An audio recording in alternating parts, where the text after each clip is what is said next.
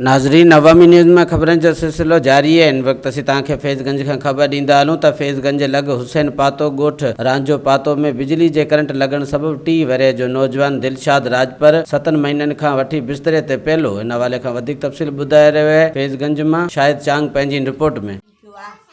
टे बचड़ा ने पोइ हू मजूरी करे खणी था अचनि, वरी उहा खपे ॾी वरी था वञनि बचड़ा ने लाई 5-6 बीमार बचा वीचारनि जो इलाज कोन थो थिए। अम्मा घणो ख़र्च कयो अथसीं पुट ते?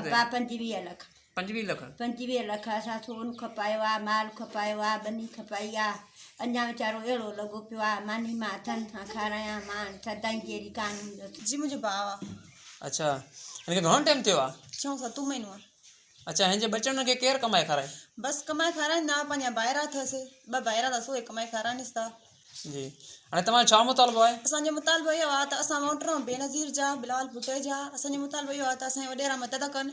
असां ग़रीब ऐं मिसकीन ऐं असां मोटर न ॾींदा आहियूं। 15-16 मोटर असांजे घर जा असांजे अॼु ताईं कंहिं बि मदद कान्हे कई, कंहिं बि ॻोठ वारे बि न ई असांजी वॾेरनि मदद कई आहे। असांजो मुतालबो इहो आहे त असां हथ जोड़े अचूं त बिलाल भुटे खे असां ग़रीबनि जी मदद करे। मुंहिंजो भाउ हिकु जॻह ते पियो आहे, हिकु खट ते पियो आहे, बेड ते पियो आहे, न उथी थो सघे, न वेही थो सघे, न खाई पी थो सघे। माउ आहे जेका खाराए पीआरे थी, असां भेनरूं आहियूं। असांजो मुतालबो इहो आहे त असांजे बिलाल भुटे मदद करे। असां ग़रीब ऐं मिसकीन आहियूं ऐं असांजो मुतालबो इहो ई आहे त असांजे कंहिं अस्पताल में कंहिं चङी अस्पताल मोकिले जेको पाण उथी पंहिंजे बचनि खे खाराए पंहिंजे हथ केसि ताईं पंहिंजे ॿाहिरनि जे हथ न ॾियारींदो ऐं केसि ताईं मुंहिंजो मुतालबो इहो ई आहे।